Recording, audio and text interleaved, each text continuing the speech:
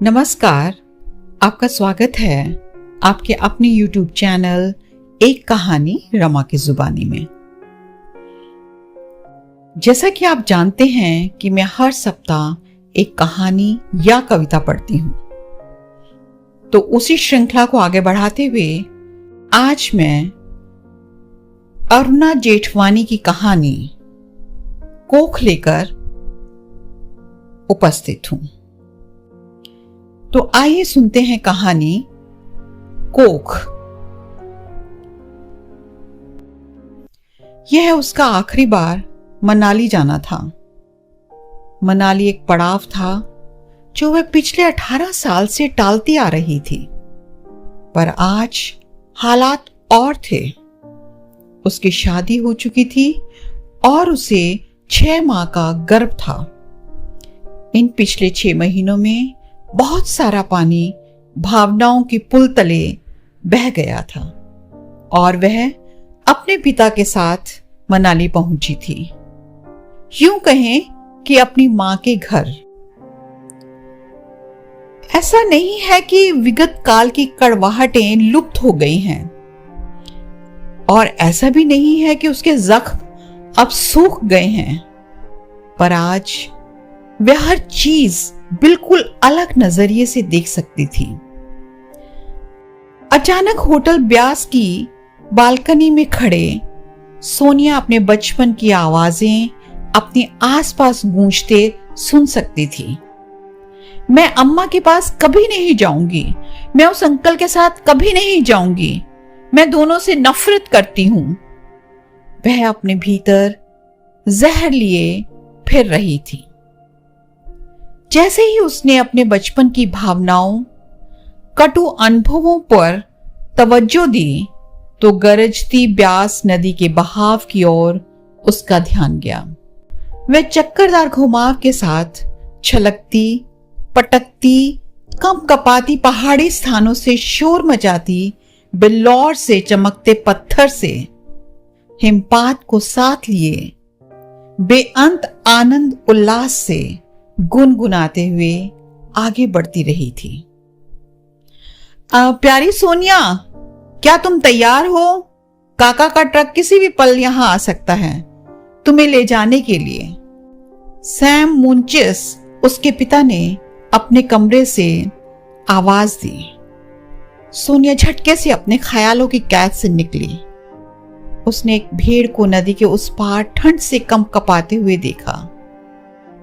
उसने पहाड़ों की पनाह में झोंपड़ियों का जमघट देखा जो धुएं की काली परतों से लिपटी हुई थी। आ रही हूं पापा, उसने कुछ विराम के उपरांत उत्तर दिया। अपनी आंखों से धुंध को हटाते हुए उसने अपना पर्स खोला और एक पुराने पीले कागज का टुकड़ा खोज निकाला। गर्मी के मौसम में सूखे हुए पत्ते की तरह टुकड़े टुकड़े हो रहा था। यह उसकी मां का लिखा हुआ खत था जो उसकी मां ने 12वीं जन्म तिथि पर लिखकर भेजा था। उसने उसे एक बार फिर पढ़ा। मेरी सबसे अनमोल बेटी, मैं कैसे तुम्हें अपने प्यार का विश्वास दिलाऊं? मां का प्यार तो नदी की तरह अनंत होता है। तुम तो मेरे खून हार्ड मांस का हिस्सा हो। नाभि रज्जू का नाता अभी मजबूत और सलामत है। अगर तुम अपने पिता के साथ इन गर्मियों में आओगी तो मुझे खुशी होगी। मेरा विश्वास करो, सैम और मैं अब भी अच्छे दोस्त हैं। जब वह आता है तो सब कुछ मधुर व सुंदर होता है, पर तुम्हारी अनुपस्थिति एक रिक्तता भर देती है। तुम्हारा अभाव सदा रहता है। काश तुम आ पाती। मैं तुम्हें देखने के लिए तड़पती हूं। सिर्फ एक बार। स्नेह, मम्मा। उसे याद था मनाली में फकत मां के जिक्र से वह बहुत गुस्से में हो गई थी।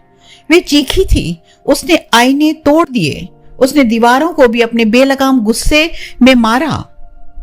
सैम उसके पिता ने उसे आइसक्रीम, चॉकलेट व उसके चचेरे भाई बहनों के साथ पिकनिक पर ले जाकर ठंडा करने की कोशिश की।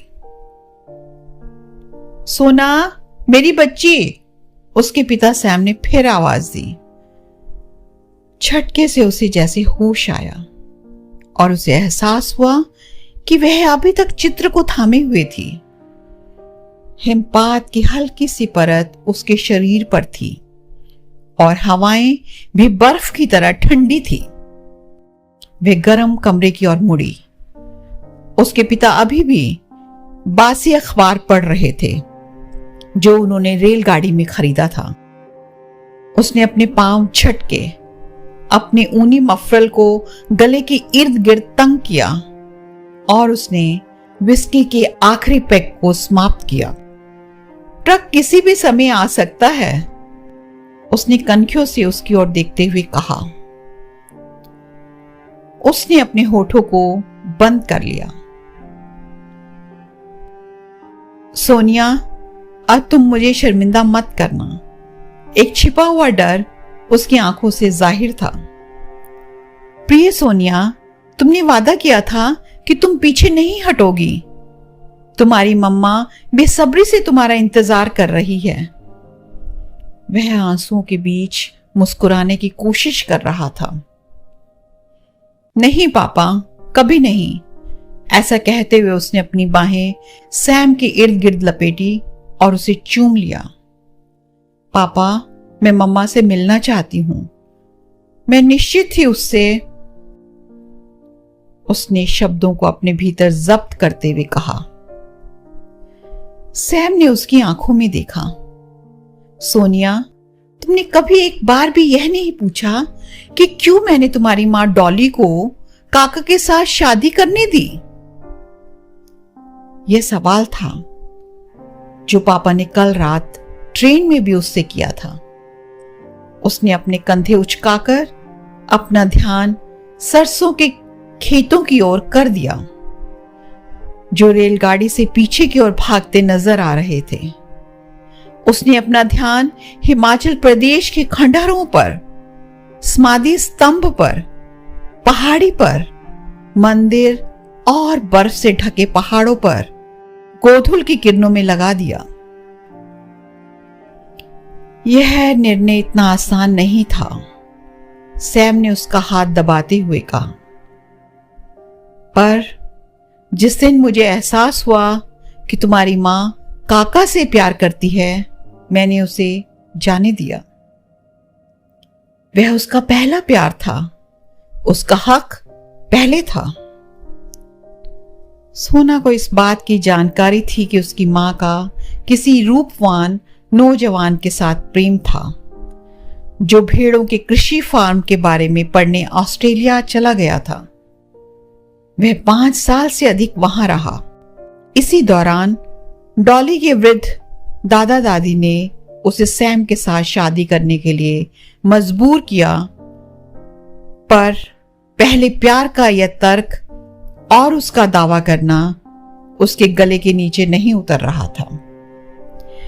ना ही यह कल्पना थी कि उसका पिता अब भी उसकी मां का दोस्त है। यह किस तरह का त्रिकोणीय संबंध है, वह सोचती रही। प्रिय, काका यहां किसी भी पल आ सकते हैं, सैम ने अखबार को लपेटते हुए कहा। सोनिया ने पल भर के लिए संपूर्ण अविश्वास की नजर से देखा। कितनी आसानी से काका का नाम उनकी जबान पर आया, उसी आदमी का जिसने उनकी पीठ में खंजर घोंपा था। पापा सचमुच अच्छे इंसान हैं, जिसने अपनी पत्नी उस आदमी को दे दी जिसे वह प्यार करती थी, और वे अब दोस्ती के टुकड़ों पर जी रहे हैं। वह विचार करते हुए बाथरूम की ओर गई। काका, उसे अब भी उसके लिए कुछ कड़वाहट थी। वह आदमी ऑस्ट्रेलिया से आकर उसे कैसे उसकी मां को उससे और उसके पिता से छीन सकता है? बाथरूम में उसने अपने नग्न शरीर की परछाई देखी। उसका पेट अब स्पष्ट रूप से बाहर आ गया था। लड़का, या लड़की? उसने और उसके पति अरविंद ने शर्त लगाई थी। अरविंद, उसे अब उसकी जरूरत थी। वह हजारों मील दूर थी अपने पति अरविंद से, फिर भी वह उसके पास था। यह एक पागलपन था, एक जुनून था, एक भावनाओं का व्हर्लपूल। एक आत्मा पागलपन की हद तक दूसरे की चाह रखती है। क्या वह उसे त्याग सकती है? क्या अगर पापा उसकी शादी किसी और से तय कर दें जो समाज में उच्च स्थान पर हो? नहीं नहीं, कभी नहीं। ओ मां, मैं बड़बड़ाई। मैं तुम्हें समझ रही हूं, बिल्कुल समझ रही हूं। वह सिर्फ अपनी मां और काका के बीच का प्यार ही नहीं समझ रही थी, पर यह भी अच्छी तरह समझ रही थी कि गर्भाशय में बच्चा उसे अपनी मां की ओर खींचे जा रहा था। वह कोख में जिसमें जीवन का स्पंदन है, वह अपनी मां का हाथ पकड़ना चाहती थी। दरवाजे पर एक जोरदार दस्तक सुनते हुए उसने जल्दी से कपड़े बदले, एक ढीला सा फ्रॉक और ऊपर से एक पुलोवर। कुछ धीमी आवाजें थीं, शायद काका आ गए थे। वे सीढ़ियों से नीचे उतर आई। होटल के बाहर खंदकों में सुलगती आग बलूत के पेड़ों के तले दमक रही थी। जैसे ही वे खुरदरे पहाड़ी रास्ते पर सफर कर रहे थे, उसके ख्याल वेग के साथ अरविंद की ओर गए। उसका सुंदर चेहरा, भूरे रंग की आंखें, धरती की तरह भूरी। वह प्यार के जाल में कब फंसी थी? 18 सितंबर शाम के 8 बजे क्लब में उसे एक नजर देखा। इच्छा की भावना, प्यार का जलवा और अभिलाषा की तीव्रता चोरी छुपे सफर करती उसके मन की खिड़की खोल गई। वह चमत्कार का एक पल था, एक सौगात का पल, जागरूकता का पल, एक जगाती हुई आवाज, अजीब अध्याय। एक प्यासी बदरी की तरह जो बारिश को तरसती है, तड़पती है। ऐसा ही प्यार था उसे अपने पति अरविंद के लिए। हो सकता है ऐसा ही प्यार मां को काका से था। जैसे ही जीप टीले पर पहुंची, काका ने धुंध को देखते हुए कहा, ये मणिक्रम की बर्फीली पहाड़ियां हैं। सोना ने मुड़कर पीछे देखा और उनकी आंखें मिली। क्या उसने अरविंद की छवि देखी उन आंखों में? सोनिया, हम सब तुम्हारी मां से प्यार करते हैं। तुम एक मेहरबानी करना, उसे चोट ना पहुंचाना। उसकी आवाज मधुर थी, देवदार की खुशबू की तरह। उनकी जीप बर्फ सी खामोशी के साथ चल रही थी, जब तक वे एक छोटे से किले पर नहीं पहुंचे जो ऊंचाई पर बना हुआ था। काका ने उसके कंधे को थपथपाया। वे एक शाही पथ पर चलते रहे। एक लाहौली औरत बैंगनी रंग के दुशाले से लिपटी हुई दरवाजा खोल रही थी। घर के भीतर माहौल गर्म था। चिमनी में लकड़ियां जल रही थीं। फायरप्लेस के ऊपर फ्रेम की तस्वीरें सुंदर ढंग से सजाई हुई थी। उसके सामने झूलने वाली कुर्सी, जिस पर शायद उसकी मां बैठती हो, ऊनी सौगातें बुनते हुए अपने दोस्तों और रिश्तेदारों के लिए खाली थी। किले के रास्ते और गलियारे जाने बिना वह भागी, किसी अंतर्ज्ञान के तहत, वहां उसकी मां बीमार पड़ी हुई थी। मां, मैं आ गई हूं, वह रोई। जैसे ही उसने अपनी मां के कमरे का दरवाजा खोला, एक निरीह, हताश औरत उदासी को ओढ़े शीशे लकड़ी के बने राजाई बिस्तर पर लेटी थी। सोनिया उसकी ओर लपकी। मां, मां। सोनिया ने उस चेहरे का चुंबन किया और आंसू से तर कर दिया। दो मर्द खड़े होकर उस भावनात्मक विस्फोट के मिलन को देख रहे थे। दो औरतों के बीच एक वृद्ध और एक जवान। ऐसा लगता था जैसे व्यास नदी का उफनता पानी पर्वतों के बीच एक संकुचित मार्ग से बह रहा हो। चाय के बाद सोनिया मां के बिस्तर पर एक आरामदेह स्थान पर बैठी खुद को गर्म और महफूज पा रही थी। वह सोचकर हैरान थी वे कैसे इस औरत से, अपनी मां से नफरत कर पाई, जो देखने में नाजुक और पाकीज़ा थी, एक गुलाब की पंखुड़ी की तरह। उसकी मां फुसफुसाई, सोनिया, मैंने इस दिन का बहुत इंतजार किया है।